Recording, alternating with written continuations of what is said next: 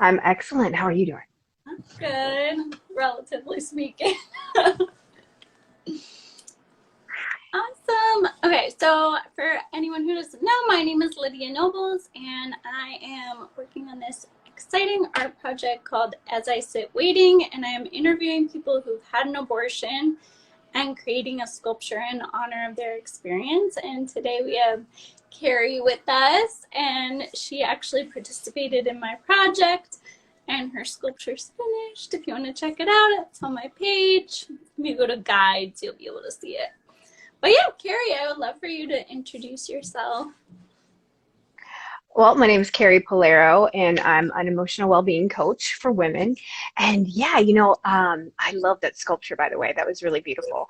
I had the opportunity to work with Lydia regarding my story on abortion. And yeah, it was a really powerful, very powerful moment, very Yeah, powerful experience. yeah, your story is really, really powerful. Um, and I feel like for all the sculptures, I'm thinking about like the energy of the person and then like the different colors and then the textures and, the qualities of the body. And I think for me, what stood out about your story was when you said like secrets keep us sick. And I feel like, that theme just really ties into like what's happening now. And I'd love to know like your thoughts on how you're feeling.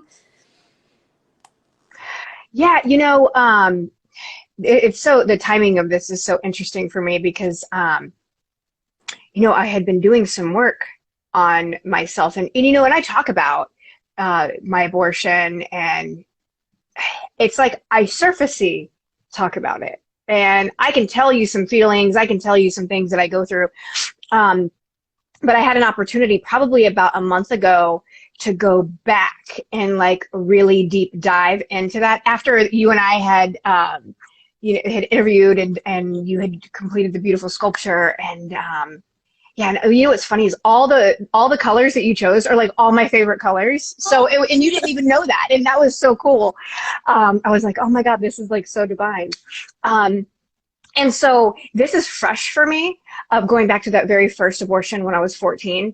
And so for all of this to come up today, or not today, over the last week, the reversal of Roe versus Wade, it really hit home for me because I thought about, wow, what if I was that 14-year-old today? What would I do if I couldn't have an abortion and I was forced to have a child? Because I often think about what would have happened in my life had I not had that option when I was younger.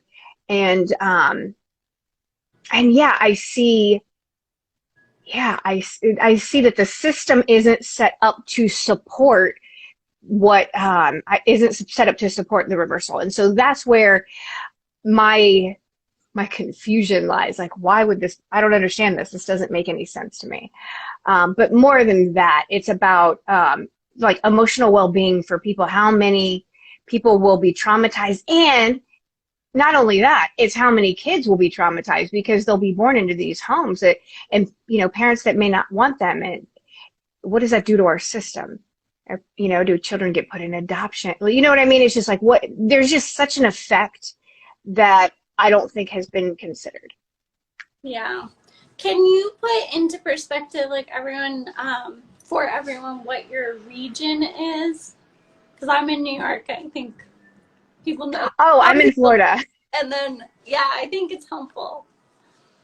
Yes, I'm in Florida, and yeah, and abortions are fine here. And when I was thinking about this over the last couple of days, because my story is, a lot of people don't know, my story is I got pregnant when I was 14, and I went to my parents, or my mother, and I didn't know what to do. And she said, hey, we're going to have an abortion. And I really didn't have a choice in the matter. However, that was a decision that was made. And yeah, and was it traumatizing for me? Yeah, it absolutely was. That definitely is trauma. And it's so interesting because whether I had the child or whether I didn't, it was still trauma. You know what I mean? Like, I still get to work on myself. So there's no, like, I don't really think there's a right or wrong here. Do you know what I mean? Regardless who going through this experience, I got to do some additional work on myself because this was a traumatic experience that like really cemented for me the fact that I didn't think I was lovable. And then I went down like an entirely different trail of, like drug abuse and alcoholism and stuff like that. But whether or not I had the child or not, it was still going to be trauma, and I still would have gone down through that, probably gone down through the same path. And I think there's like this glamorization, especially like, I mean, what was that? I didn't watch it, but like Euphoria, for example, it glamorizes teens. And, you think of 14 as like almost like an adult, but actually, I want to just remind everyone that 14, you are still like a child. Um, so I think that just puts everything into perspective of like, you know, just what you just said, that whole like trauma that you would experience no matter what the option was. It was just a terrible position to be in. And I know you talked a little bit about, what you experienced in like this deeper dive into your abortion, but I would love to know like more details about it, like what came up for you. Absolutely. Oh, my friend Katrina is here. Hey, uh, I love her. Thank you for joining us. Yeah, so I felt like something else was holding me back recently, and like I was missing like a part of me, and I couldn't really identify. I couldn't identify what it was, but I felt like I was being blocked in all these different areas when it came to like coaching and my business, and I was like, man, what is going on? And I was having a conversation with one of my friends, and what came up for me was um, I had this idea that that was my first love when I was 14, right? And when we were having the conversation, she said something about the relationship, and I go, well, that wasn't a relationship. I was just a kid. I didn't even know what love was. And she goes, well, who told you that? And I was like, well, my mom. Right? Because when we're kids, we're so impressionable. And so, yeah, my mom said that to me. And I don't think she was saying it maliciously or anything like that. But how I processed it is I took that on like, oh my God, I have no idea what love is. This definitely isn't love. I'm just a kid. I have no idea what I'm doing. And now I get to have this, this abortion. And I don't even know what to do with this. Like, it's not really a relationship because I don't know what love is. This like interaction with this other person. So I've always dismissed that relationship. And I've gone back and kind of talked about this abortion, but I've never really addressed the relationship. And so when I went with one of my friends took me back, and we went through the day of the abortion, like what really happened there. I identified the fact that yes, I felt all these feelings of love for this person. It was my first love, all the things. And I also was able to go back and identify the feelings that I was feeling that day, right? So I was feeling uncomfortable. I didn't know what I was getting into. I went into this facility, like I'm the youngest person there. And as I was in this space of telling her everything that I was seeing, I was recognizing like I had created this event as being this really dark, horrible, dreary day. And as I'm describing with her, like the room, the hallway, the nurse's behaviors to me, like in the room, I remembered the whole room was super dark and there was a window. There's not a window in a doctor's office. Do you know what I'm saying? In an exam room. But in my mind, I was like, I realized, oh my God, I wrote this story. Like it was like a horror movie of how horrible this event was. And so like I'm remembering all of these things, and I remember the fear and I remember the pain. And I remember feeling so alone. And what I do remember after that is that after that, I went home and we never spoke about it again. And I never got therapy or anything like that because I didn't know any better. But as we walked through that room and I was describing to her everything, and I said to her, listen, I like, I know that this room isn't really what I'm saying it is. And she's like, just tell me what you're seeing. And I was like, wow, this is so amazing how I have created it into this horrible thing. And really, what I discovered was I had made this story so horrible and horrific to punish myself, right? Like, you're not good enough. You're definitely unlovable because of what you did. And so I had this opportunity to go back into that room and be with that little girl that was so lonely.